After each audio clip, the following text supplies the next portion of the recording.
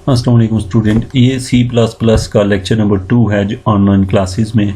Student, यहाँ पे सबसे पहले मैं आपको दिखाना चाहूँगा कि जो आपकी C++ लैंग्वेज है ये किस तरीके से डेवलपमेंट हुई है। सबसे पहले कौन सी लैंग्वेज डेवलप हुई और उसका जो ग्रोथ है कैसे हुआ है। अच्छा, अब ये बात याद रखें कि बेसिकली आपको ये कोर्स पढ़ने का मकसद आपके अंदर वो इंटरेस्ट डेवलप करना जो कंप्यूटर नॉलेज के और हायर एजुकेशन में आपकी रिक्वायरमेंट है कि आप लोग प्रोग्रामिंग को जानते हों। तो इसके लिए स्टूडेंट आपको इन तमाम लैंग्वेजेस पे इंटरेस्ट भी होनी चाहिए और साथ में इनको थोड़ा बहुत इल्म होना चाहिए। स्टूडेंट, ये जो टेबल है जस्ट आपने इस पॉइंट ऑफ व्यू से देखना है कि आपको थोड़ी सी समझ हो कि ये जो प्रोग्रामिंग का सिस्टम शुरू हुआ ये कब से शुरू हुआ और आज तक इसकी क्या सिचुएशन है। तो हम इसे C++ के पॉइंट ऑफ व्यू से और ये बेसिक जो है ना प्रोग्रामिंग लैंग्वेजेस के लिहाज से है। तो जो आज तक बेसिक प्रोग्रामिंग लैंग्वेज हैं आप टेबल में देख रहे हैं। सबसे पहले यहाँ पे ईयर वाइज 1957 से इसको शुरू किया गया है और सबसे पहले जो है यहाँ पे फोर्ट्रान जो है वो पहली यहाँ पे एक लैंग्वेज है।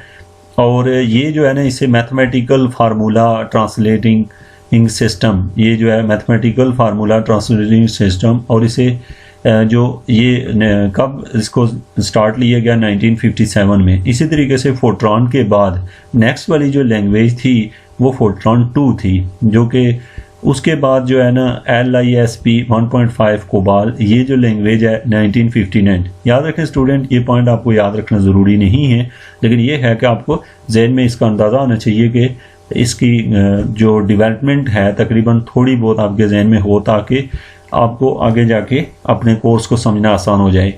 तो इसके साथ साथ 1960 इसमें अल्गो 60, इसके साथ साथ ये 1960 से 62 में APL, इसके साथ 1964 में APL 360 और इसके साथ बेसिक। तो ये कुछ लैंग्वेज हैं जो आपने 1957 से लेके 1964 तक देखी हैं, जिनमें अभी तक C++ के शुमार नहीं है।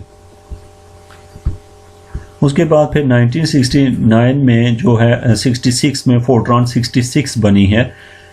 इसके साथ आपकी ये अल्गो भी 1966 में, और जो हमारे पास 1968 में अल्गो 68 भी आई है। उसके बाद 1970 में यहाँ पे स्मॉल टॉक, और उसके बाद 1972 में फर्स्ट टाइम जो है ना C लैंग्वेज जो है जो कि डेनिस रिचर्ड प्रोड्यूस की थी इसने। और ये कब, ये C है और C की आपको डेट ऑफ बर्थ याद आनी चाहिए 1972, चूँकि ये हमारे टॉपिक के रिलेटेड है। इसके बाद जो है 1975 में फिर टिन्नी बेसिक जो है ये शुरू हुई, और उसके बाद 1975 में दोबारा से फोर्ट्रान का एक न्यू वेरिएंट भी आपको मिला। इसके बाद स्टूडेंट आपको यहाँ पे 1978 में AWK, उसके साथ ही 1978 में UCSD पास्कल, और फिर फोर्ट्रान 77 जो कि आज भी मॉडर्न फोर्ट्रान के तौर पे ये लैंग्वेज मौजूद है। 1980 इसके साथ स्मॉल टॉक अगेन जो है इसका मॉड्यूल 2 आया। इसके साथ फिर 1980s में ही C++ फर्स्ट टाइम जो है ना जो आपके वर्जन स्टोरटॉप ने डेवलप किया है, और ये जो है ना बेसिकली C की जो C लैंग्वेज है उसको थोड़ा सा एक्सटेंड किया गया। उसके बाद 1980 में ये लैंग्वेज जो है एक्सटेंशन के बाद आई, और उसके बाद 1982 में ISO पास्कल, और 1983 में स्मॉल टॉक 80, और 1983 में ADA, और इसी तरीके से 1983 से 1984 में C जो है ये दोबारा से इसको मज़ीद इसमें digital design Microsoft and digital design release the first C compiler जो है वो कंपाइलर जो है फर्स्ट कंपाइलर 1984 में रिलीज़ किया गया। अच्छा, ये जो है हम आगे जाके देखेंगे कंपाइलर जो है वो कैसे वर्क करता है। इसके साथ साथ जो है आपने देखा कि 1983 से 84 में C एंड C++, और हमारे पास 1980 में फिर से टर्बो है, और 1986 स्मॉल टॉक एंड 1987 पर इसके बाद 1989 में ANSI C, इसके साथ C++2 इसका दूसरा वेरिएंट रिलीज़ हुआ, जबकि 1990 में जो है वो हमारे पास C++ 2.1 आई, जो कि पहले जो थी वो C++ थी, फिर उसका सेकंड वेरिएंट आया और फिर यानी कि ठीक 10 साल के बाद ये हमारे पास 2.1 यानी 1 ईयर बाद इसे 2.1 और रिलीज़ आने के 10 ईयर बाद 2.1 के वेरिएंट हमें मिला। उसके बाद है 1991 में जावा और 1993 में ऑब्जेक्ट ओरिएंटेड कोबाल जो है, जो कि पहले भी ये लैंग्वेज बन चुकी थी लेकिन इसे ऑब्जेक्ट ओरिएंटेड किया गया। और इसके साथ साथ 1998 में जो C++ थी, ये प्रोग्रामिंग लैंग्वेज जो है इसे प्रोग्रामिंग लैंग्वेज स्टैंडर्ड जो है इसे मिला और इसको ये जो है सर्टिफिकेट इसको दिया गया ISO की तरफ से। और इसके साथ साथ ये जो है इसकी जो करंट वेरिएंट है वो 2003 में, और इसका जो ISO है वो यहाँ पे दर्ज है। इसके बाद 2000 में C और C जो है ये दोबारा से इसे मज़ीद जो है ना डेवलप किया गया। तो स्टूडेंट आपने ये टेबल देखा, इस टेबल में जस्ट जो जितनी लैंग्वेजेस जो हैं वो डेवलप हुई हैं और उनके साथ साथ C++ जो है ये डेवलप हुई है, तो इसके रिलेटेड आपने जस्ट एक टेबल देखा है। अब हम देखना ये चाहते हैं कि जो क्या रिलेशन होता है जो प्रोग्रामिंग लैंग्वेज होती है कंप्यूटर के साथ या कंप्यूटर हार्डवेयर के साथ, इसको आपने ज़रूर नोट डाउन करना है। सबसे पहले जो है आपके पास एक कंप्यूटर है, कंप्यूटर में आप देखते हैं कि हार्डवेयर है। हार्डवेयर में सबसे बुनियादी चीज़ हार्डवेयर होती है। हार्डवेयर को समझने के लिए मशीन लैंग्वेज जो है वो यूज़ होती है। मशीन लैंग्वेज जो होती है वो हार्डवेयर की बेसिक इसके साथ इसकी रिक्वायरमेंट होती है। जैसे आप जो ही एक हार्डवेयर के अंदर मशीन लैंग्वेज होती है तो वो उसको हार्डवेयर जो है वो काबिल इस्तेमाल में बनाती है उसे। मशीन लैंग्वेज के बाद जो उससे हाई लेवल लैंग्वेज है वो असेंबली लैंग्वेज है। असेंबली लैंग्वेज से जो हाई है वो हाई लेवल लैंग्वेज है।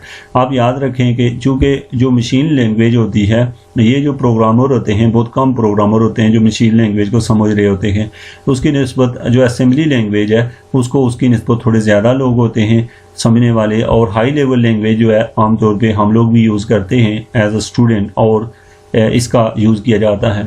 अब जब हम प्रोग्रामिंग कर रहे होते हैं तो high level language basically human language के ही होती है। तो इसको कंप्यूटर के अंदर कंपाइलर होते हैं और कंपाइलर इसको जो है ना वो मशीन लैंग्वेज में कन्वर्ट कर देते हैं। अब कंपाइलर बनाता कौन है? एक प्रोग्रामर जो होता है वो हमें कंपाइलर बना के देता है। हमें फिर कोई वास्ता ही नहीं पड़ता मशीन लैंग्वेज से, हम डायरेक्ट हाई लेवल लैंग्वेज सीख लेते हैं और वो खुद ही कंपाइल होकर लो लेवल में चली जाती है और लो लेवल से हार्डवेयर को अपने कंट्रोल में रखती है। तो यहाँ पे टॉप पे आप देख रहे हैं कि आपके पास जो C है या विजुअल बेसिक है या जावा या C++, these are the high level languages. ये लैंग्वेजेस जो हैं इनमें से हम एक लैंग्वेज सीखने की कोशिश कर रहे हैं, वो है C++। तो ये आपके एक स्टेप्स हैं जिन पे आप कंप्यूटर को फ्लो करता है, यानी हार्डवेयर टू ओवर प्रोग्राम। तो स्टूडेंट ये आपने जो बुनियादी टॉपिक होंगे आपके फंडामेंटल ऑफ C++, ये आपके पेपर पॉइंट ऑफ व्यू से ज़रूरी हैं और इनको आपने सीखना है और साथ में नोट भी कर लेना है, जो चीज़ें मैं आपको लेक्चर में बताऊंगा। तो सबसे पहले जो है ये हमारे जो चैप्टर है इसमें हम फंडामेंटल ऑफ C++ स्टडी करेंगे, जो कि आपके कोर्स का हिस्सा है। अब इसमें आप लोगों ने देखना है कि introduction the fundamental of C++। आप C++ का जो फंडामेंटल है उसके बारे में पढ़ेंगे। Learn about types of expression and operation used in programming language. जो एक्सप्रेशन यूज़ होती हैं, जो ऑपरेटर यूज़ होते हैं, उनको हमने सीखना है। एज वेल एज हमने लर्न करना है कंसेप्ट ऑफ प्रोग्रामिंग और इसके जो प्रोग्रामिंग के कंसेप्ट्स हैं और उसकी जो सेट ऑप्टिमाइजेशन है उसको हमने स्टडी करना है। यहाँ पे जो कि आउटलाइन में आपको दिखा देता हूँ, जो कि हमारे लेक्चर वाइज हम इस बुक को फॉलो करेंगे और इस बुक में जो टॉपिक हैं उनको आपने अच्छी तरीके से समझना है, ना कि उन्हें याद करना है। सबसे पहला है टॉपिक में 2.1 में हम देखेंगे इंट्रोडक्शन। काफ़ी हद तक आप जानते हैं C++ के बारे में, जो कि पीछे आपने देखा कि ये लैंग्वेज जो है इससे पहले डिफरेंट लैंग्वेजेस के साथ साथ, जबकि 1990 में जाके ये एक बहुत ही काबिल इस्तेमाल और यानी कि एक मकबूल ज़बान बन गई C++। तो इसमें सबसे पहले जो है इंट्रोडक्शन में देखा our first C plus plus program. हम यहाँ पे प्रोग्रामिंग जब करते हैं तो फर्स्टली प्रोग्राम में क्या लिखते हैं या कैसे किया जाता है। कमेंट करना हमने प्रीवियस लेक्चर में भी सीखा था और इसको हम दोबारा देखेंगे। टोकन इन सी प्लस प्लस में टोकन से क्या मुराद है हम ये देंगे। एस्केप सीक्वेंस को हम बात करेंगे। सी इन स्टेटमेंट को हम पढ़ेंगे। सी इन एंड सी आउट दोनों स्टेटमेंट देखेंगे। मैथमेटिकल एक्सप्रेशंस जो हैं जो सी प्लस प्लस में यूज़ होती हैं हमने वो स्टडी करने हैं। रिलेशनल ऑपरेटर को स्टडी करने हैं। लॉजिकल ऑपरेटर स्टडी करने हैं। टाइप्स ऑफ ऑपरेटर स्टडी करने हैं। आउटपुट मैनिपुलेशन देखना है हमने और इसके साथ साथ हेडर फाइल और error type of conversion type casting unsigned data type ये सारी चीज़ें हम स्टडी करेंगे। तो स्टूडेंट अभी हम बढ़ते हैं अपने पहले टॉपिक की तरफ और इसको आपने नोट डाउन भी करना है जो चीज़ें इसके बाद हम पढ़ेंगे।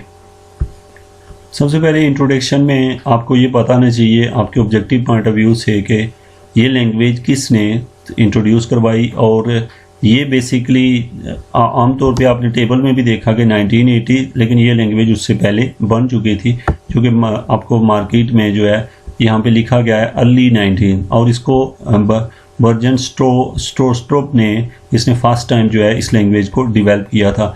इसको सी प्लस प्लस इसलिए कहते हैं क्योंकि जो सी लैंग्वेज था उसके अंदर हमने इंक्रीमेंट किया, मीन उसमें अंदर थोड़ा सा चेंज करके उसकी इंक्रीज़ करके हमने ये लैंग्वेज ली, तो इसको हमने सी प्लस प्लस कहा। जबकि आपने प्रीवियस टेबल में देखा कि इसको इनिशियली जब ये लैंग्वेज इंट्रोड्यूस हुई तो इसे सी प्लस प्लस का नाम नहीं दिया गया था।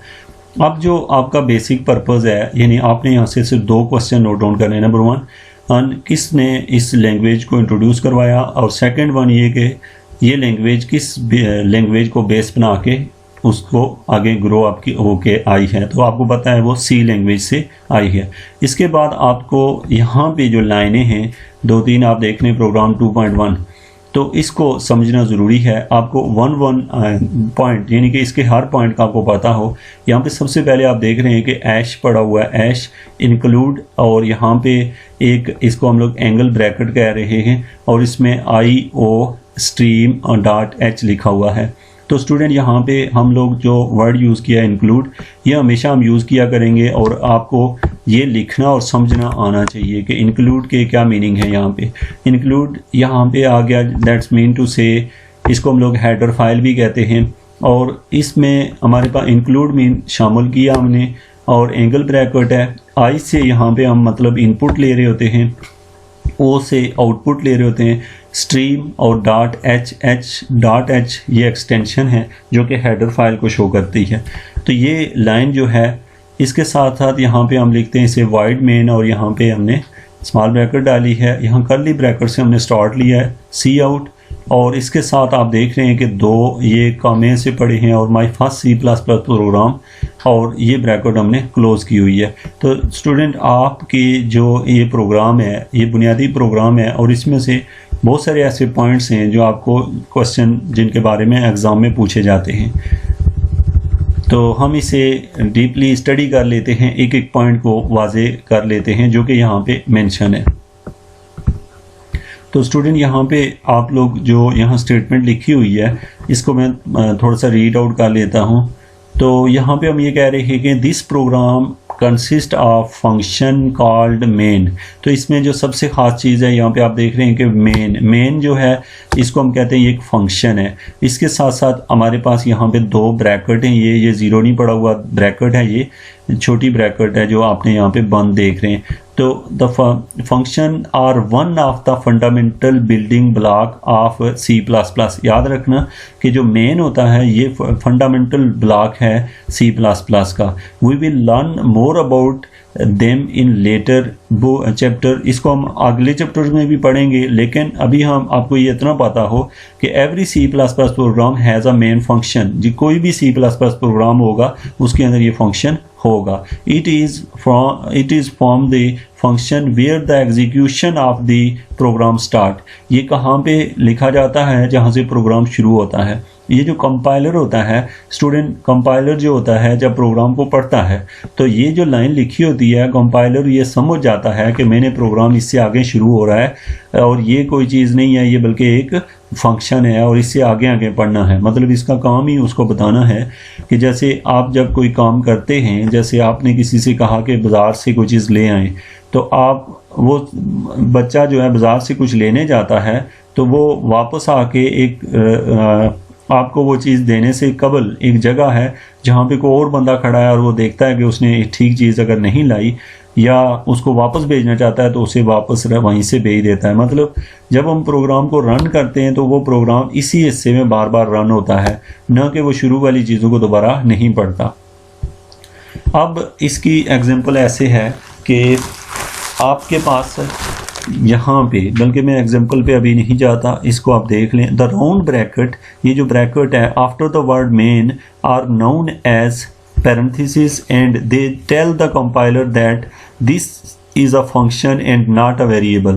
They are followed by parentheses, braces, इसको हम curly brackets कहते हैं, और the first curly bracket begin with the function and it counterpart। तो याद रखें कि असल में जब प्रोग्रामिंग हम करते हैं तो शुरू में लिखा करते हैं यानी स्टार्ट, बिगिन और आखिर पे एंड लिखते हैं। किसी दूसरी लैंग्वेज में शायद हम इसे बिगिन और एंड करें, लेकिन इसमें हम ये डालते हैं यानी कि प्रोग्राम यहाँ से शुरू हो रहा है और यहाँ पे ख़त्म हो रहा है। तो ये जस्ट एक समझ के लिए लिखा जाता है।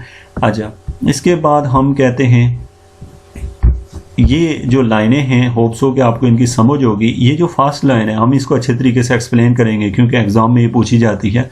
फर्दर वन यहाँ पे जो वाइड मेन है और ये ब्रैकेट देख रहे हैं, तो आपसे पूछा जाए कि ये जो ब्रैकेट है इसका क्या काम है, तो आप कहते हैं कि इस ब्रैकेट का काम ये है कि ये ब्रैकेट बताती है कि इसके पीछे लिखा हुआ मेन कोई करैक्टर नहीं है, कोई फंक्शन, ये एक फंक्शन है। और ये इस यहाँ लिखने का मकसद ये होता है कि जब प्रोग्राम को कंप्यूटर हम रन करते हैं, चलाते हैं, तो उस वक्त प्रोग्राम जो होता है वो शुरू में फर्स्ट टाइम इस लाइन को पढ़ लेता है, पढ़ने के बाद में बार बार उसी ब्रैकेट के अंदर फंक्शन को ऑपरेट करता है और पीछे जाके नहीं देखता। तो इसलिए इसका जो है ना फर्दर हम डीपली इसको अगले लेक्चर्स में जब चैप्टर वाइज बढ़ेंगे तो इनको इस डिस्कशन को मज़ीद भी बढ़ाएंगे। तो स्टूडेंट, आपने देखा है ये जो फर्स्ट प्रोग्राम है, इस प्रोग्राम में हम इनको जो पहली लाइन जो है और दूसरी और इन लाइनों को फर्दर डिस्कस कर लेते हैं।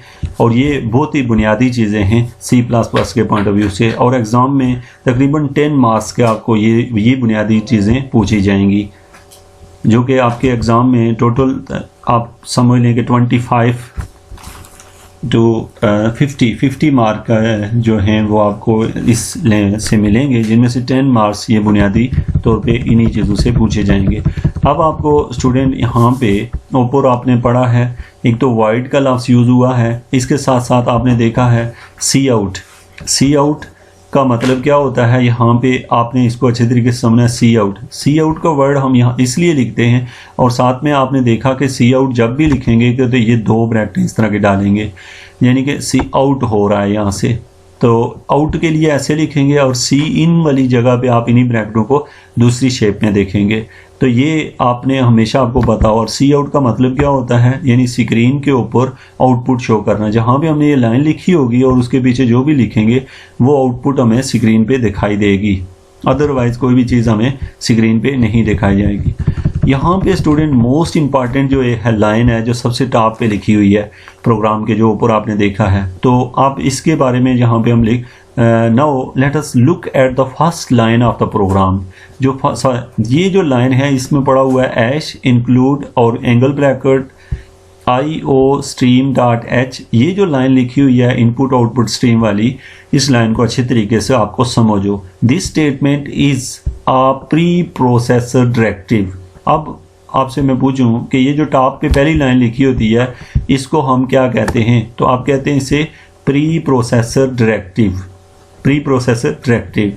अच्छा, अब आपने जानना है प्री प्रोसेसर डायरेक्टिव क्या है। Pre processor directive is an instruction to the compiler. जो प्री प्रोसेसर डायरेक्टिव होती है ये कंपाइलर को इंस्ट्रक्शन देती है। इंस्ट्रक्शन देती है, क्या इंस्ट्रक्शन देती है? A part of the compiler known as the preprocessor deal with these directive before the actual compilations and process of the program begin. तो अब जो कंपाइलर होता है वो नीचे जाके असल काम करने से पहले इस लाइन को पढ़ता है। अच्छा, इसमें जो प्री प्रोसेसर डायरेक्टिव में ये जो ऐश होता है, ऐश लिखा होता है, include tells the compiler to insert another file into the source file. इसका मतलब ये है कि कंपाइलर को ये बात बताता है कि to insert another file into the source के अंदर कोई और फाइल ऐड करे। As a result of this compiler replaces the hash include directive with the contents of the file indicated. There exist many such preprocessor directive. All preprocessor directive begin with the hash sign. तो यहाँ पे आपके पास जो paragraph है, paragraph के point में आपने जो नोट करना है या समझना है वो ये नहीं है कि आप इसे कुछ याद करें, जस्ट ये लाइन आपको पता हो। ये लाइन जो है इसको हम लोग कहते हैं, ये जो स्टेटमेंट है इसे प्री प्रोसेसर डायरेक्टिव कहते हैं। प्री प्रोसेसर डायरेक्टिव में यहाँ पे जो ऐश सिंबल होता है उसमें हमेशा प्री प्रोसेसर डायरेक्टिव में आता है। इसके साथ इंक्लूड और कुछ और वर्डिंग भी की जाती है। प्री प्रोसेसर डायरेक्टिव का आपको पता चलता है जब आप इसके साथ इंक्लूड के अलावा कोई और वर्ड भी होता है जो हम यूज़ करते हैं, जो आगे जाके हम पढ़ेंगे। उसके बाद स्टूडेंट यहाँ पे ये क्यों एक्सटेंशन यूज़ कर रहे होते हैं और इसके साथ ये जो एच है ये क्यों लिखा होता है, हमने इस पूरी स्टेटमेंट को देख लें। The type of the file include by this one is defined as a header file. तो हम कहते हैं कि इसको हम हेडर फाइल कहते हैं और इसको input output stream is an example of a header file and deal with the basic input output operation and contains information about cout that is necessary for our program। तो cout जो होता है ये necessary होता है हमारे programme के लिए। उसकी रीज़न क्या होती है? इसकी रीज़न ये होती है कि आप जब कोई काम करते हैं तो उसका बेसिक पर्पस आपको उसके आउटपुट से होता है, यानी कि उसका आंसर या उसके जवाब से होता है। तो cout की कमांड हमें आउटपुट दिखाती है, इसलिए that necessary of over program header file usually have the H extension. तो जो हेडर फाइल होती है उसको अमूमन हम एच एक्सटेंशन से लिखते हैं, यानी जो डॉट एच लिखा हुआ है। They are pre defined in the compiler but we can also create our own header file. तो ये पहले से क्रिएट होती है लेकिन हम अपनी भी बना सकते हैं। अब स्टूडेंट मेरे आपसे कुछ क्वेश्चन हैं। सबसे पहली बात कि ये एच सिंबल कंपाइलर को बताता है कि ये एक प्री प्रोसेसर डायरेक्टिव है। इसमें यहाँ पे हम आगे जाके हम इसे मज़ीद भी देखेंगे कि इसमें कौन कौन से वर्ड यूज़ होते हैं। और ये जो लाइन आप एंगल ब्रैकेट के अंदर देख रहे हैं इसका मतलब होता है कि हम डील करेंगे इनपुट और आउटपुट से। इनपुट वो चीज़ें जो हम कंप्यूटर को प्रोवाइड कर रहे हैं वो इंस्ट्रक्शंस हैं, और आउटपुट वो चीज़ें हैं जो हमारी रिक्वायरमेंट होती हैं जो हम कंप्यूटर से लेना चाहते हैं। और उसके साथ डॉट एच जो है ये शो करता है कि this one is a header file और ये प्री डिफाइंड हेडर फाइल है। अच्छा, याद रखिएगा प्री डिफाइंड का मतलब क्या होता है, मतलब ये पहले से सी प्रोग्राम को बताई हुई होती है। इसके अलावा कुछ हम खुद भी जो है ना हेडर फाइल बना सकते हैं जो कि पहले से डिफाइन नहीं होती, उसको भी तैयार किया जा सकता है। तो स्टूडेंट ये आप लोगों ने आज का जो लेक्चर था हमारा, जिसमें आप लोगों ने कुछ बुनियादी चीज़ें देखी हैं, इसके रेलिवेंट अगर कोई क्वेश्चन है तो आप लोग यहाँ पे यूट्यूब पे नीचे कमेंट कर दें, क्योंकि आप जो ही वीडियो देखते हैं और वीडियो के नीचे आप कमेंट कर सकते हैं, या गूगल क्लासरूम में आप कमेंट करें और हमारी जो क्वेश्चन है या उनको नोट करें, और जब हमारी लाइव इस पर क्लास होगी तो आप डिस्कस कर सकते हैं। Thank you very much.